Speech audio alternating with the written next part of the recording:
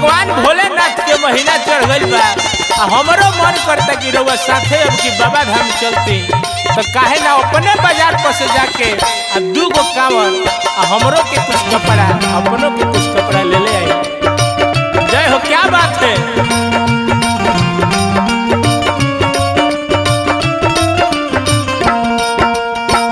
ले ले आई ह कांवर एगो छपरा से कीन के,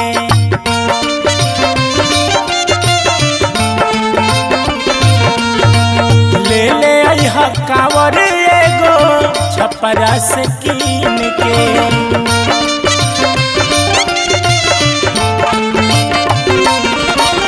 सुनो ये सवारिया गेरुआ रंग के साड़िया,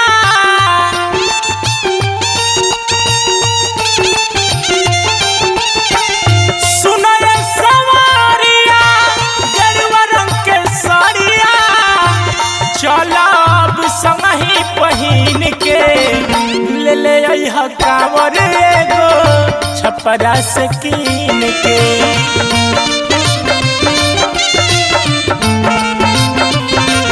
हाँ, ले ले आई ह कांवर एगो छपरा से कीन के।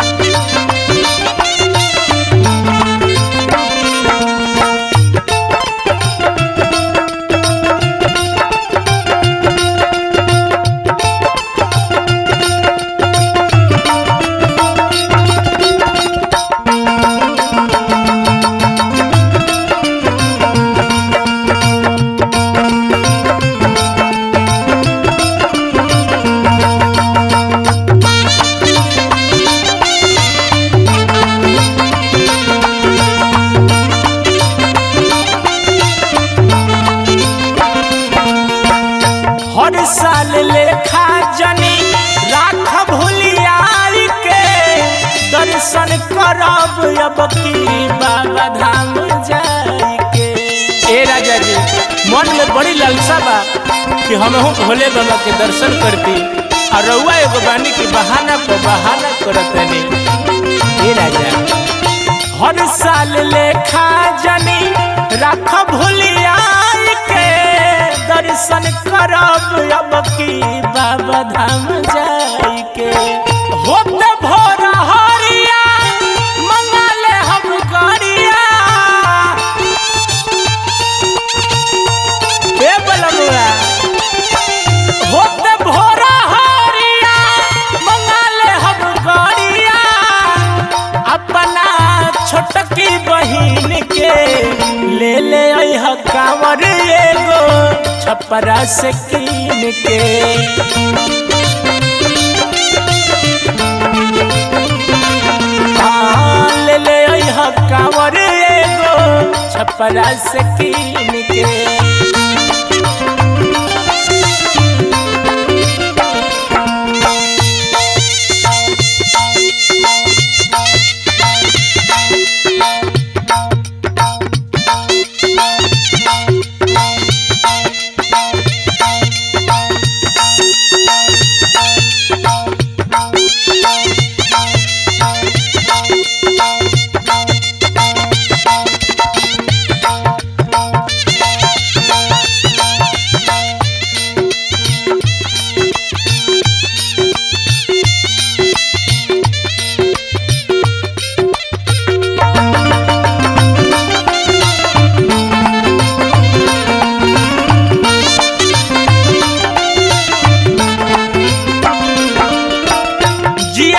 कहता करती दर्शन बाबा धाम के, कहवा आराम कहियो मिलता काम से। ए राजा, ऐसे तो रोज हमने घर घुराइले रहते, कम से कम सावनों में दर्शन कर लिया। ए हो, जियारा कहता दर्शन करती बाबा धाम के, कहवा आराम कहियो मिलेला काम से। भक्त महाकाल के दीपक भीमलाल के,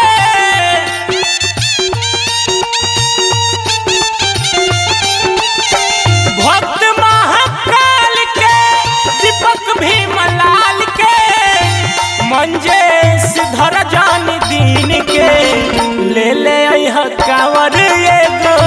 छपरा से कीन के। हाँ ले ले अइह कांवर एगो छपरा से कीन के।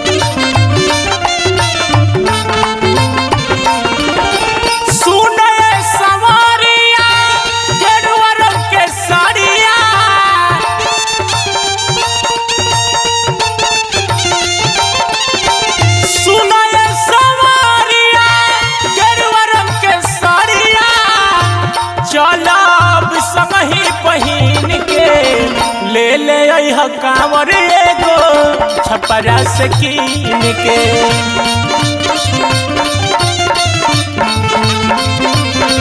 हाँ ले ले अइह कांवर एगो छपरा से कीन के।